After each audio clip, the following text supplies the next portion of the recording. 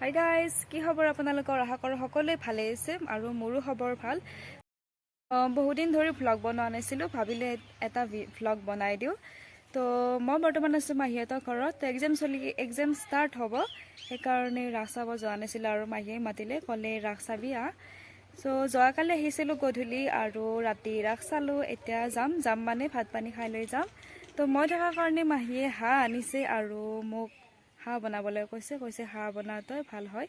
তো ইফালে আছে আমাৰ লগত ধুনু হাই দিয়ে এটা হাই।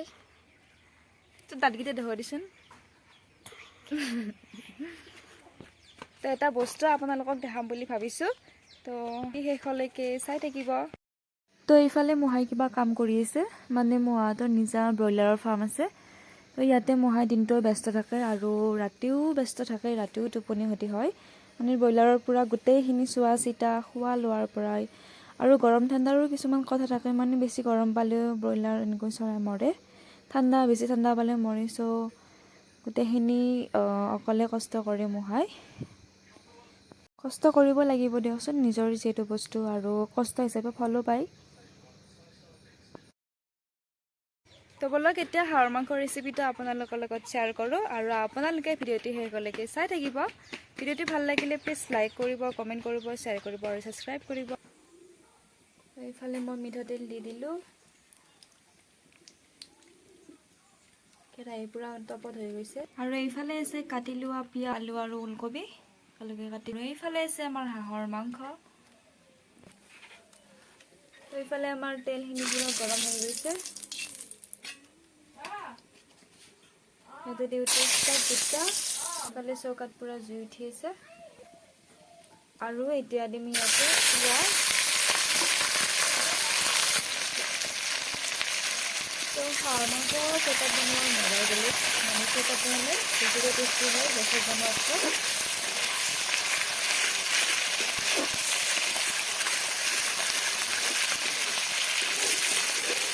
পিঁয়াজটো অলপ ভাজি লওঁ। আৰু এইফালে আমাৰ হাঁহৰ মাংস পূৰা কাটি মেলি ৰেডি হৈ আছে আৰু এতিয়া বনাব লাগে, বাছ বনালেই হ'ল। এইফালে পিঁয়াজখিনি লাৰি দিছোঁ অলপ।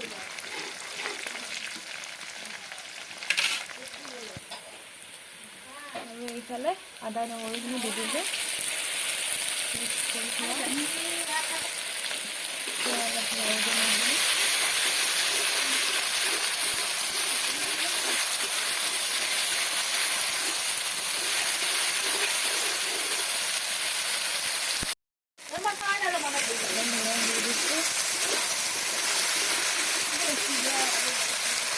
এতিয়া মই হাঁহৰ মাংসখিনি ইয়াতে দি দিম।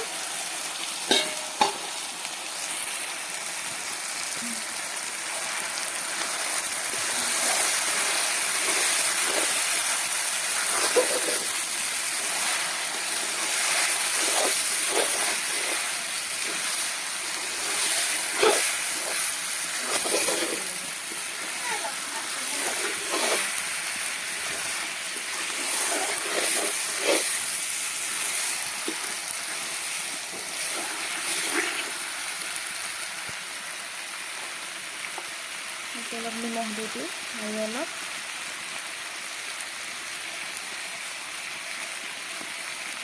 আছে।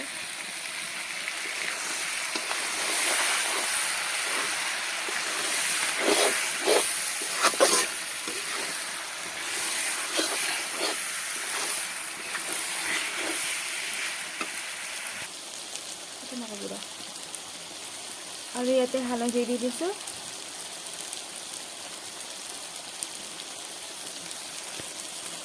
আকৌ লাৰি দিব লাগিব এইখিনি।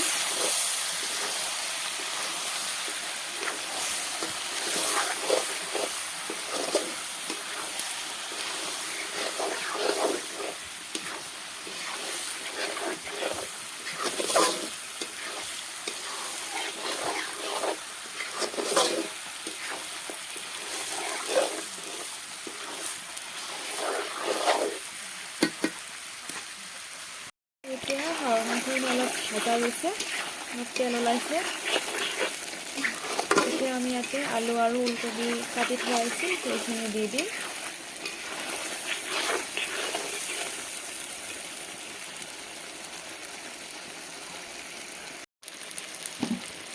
ইয়াতে মই আলু আৰু ওলকবিখিনি দি দিলোঁ। এতিয়া এইখিনি লাৰি দিম।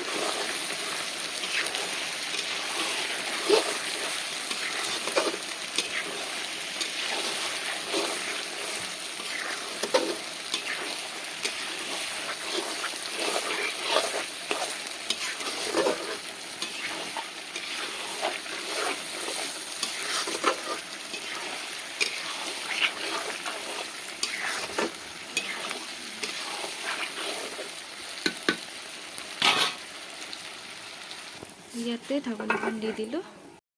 আৰু মই ভাত আঞ্জা বনোৱা কেতিয়াৰ পৰা শিকিলোঁ, যেতিয়া মানে মই ক্লাছ 9 আছিলোঁ আৰু মাৰ অসুখ হৈছিল, মানে থাইৰইড আৰু কিবা কিবি হৈছিল, বিষ বেছি হৈছিল। তেতিয়া বা আৰু মই এনেকৈ ভাত আঞ্জা বনোৱা শিকিছিলোঁ। বাইদেৱে জানিছিল আগতে অলপ অলপ, তাই মোক শিকাই দিছিল। তেতিয়াৰ পৰা ময়ো জনা হ'লোঁ।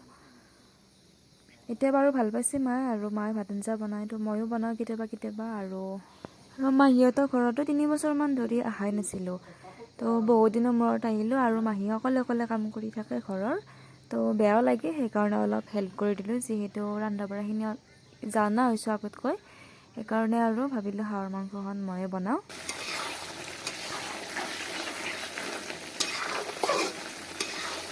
ইয়াতে পেকেট মছলা দিয়াই নাই, এতিয়া পেকেট মছলা দিব লাগিব। অলপ ভাজি ল'লোঁ প্ৰথমতে, পেকেট মছলা দি আৰু অলপ টাইম ভাজিব লাগিব। হাঁহৰ মাংস বোলে ভাজি ল'লে মানে বেছি টেষ্ট উঠে।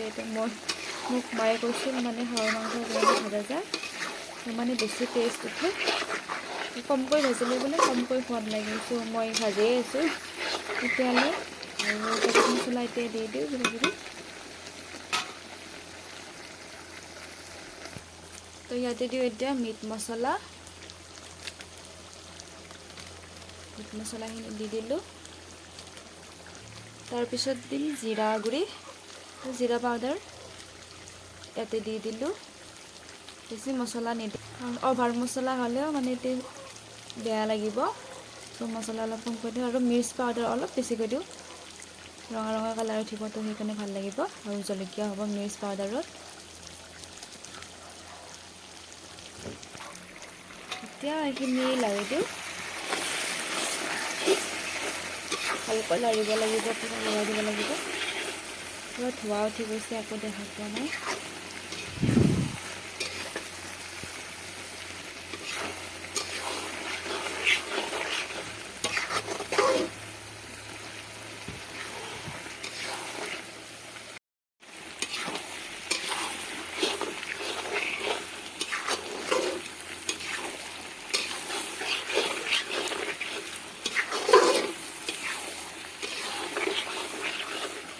পুৰা লাৰি দিয়া হৈ গ'ল। এতিয়া অলপমান পানী দি দিওঁ, হৈ যাবই। এতিয়া হাঁহৰ মাংসখিনি ভাজা হ'লে পানী ঢালি দিম ইয়াতে।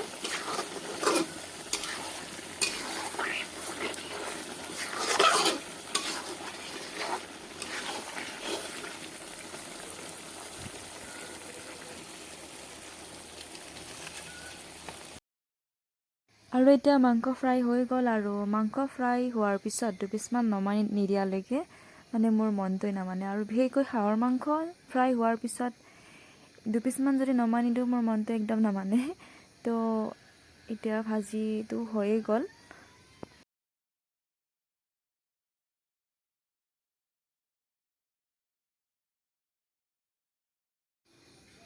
আৰু এইফালে ফ্ৰাই নমাই দিলোঁ। তো মই অকলে নাখাওঁ, কিন্তু মাহীকো দিম, মই অকলে খাই বেয়া পাওঁ।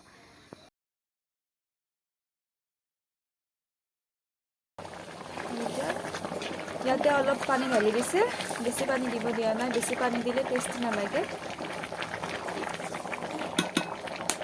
এইখিনি হোৱাৰ পিছত আৰু নমাই দিম। আৰু ইয়াৰ ৰুমৰ পৰা ধুনীয়াকৈ এটা পুখুৰী দেখা পায় খিৰিকীখন খুলিলে।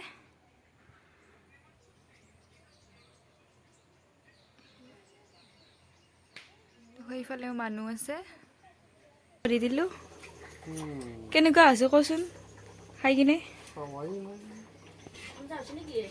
কেনেকুৱা আছে মোৱা? এইফালে মায়ে খাব দিছে।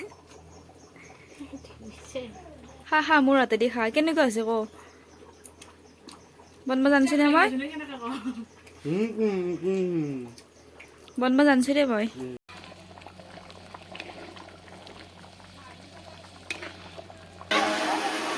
এইফালে আমাৰ ধুনু বেটা ভাত খাইছে হাই কৈ দিছোন ধুনু বেটা হাই হাই পানী খাই আপোনালোকক পুনৰ লগ পাই আছো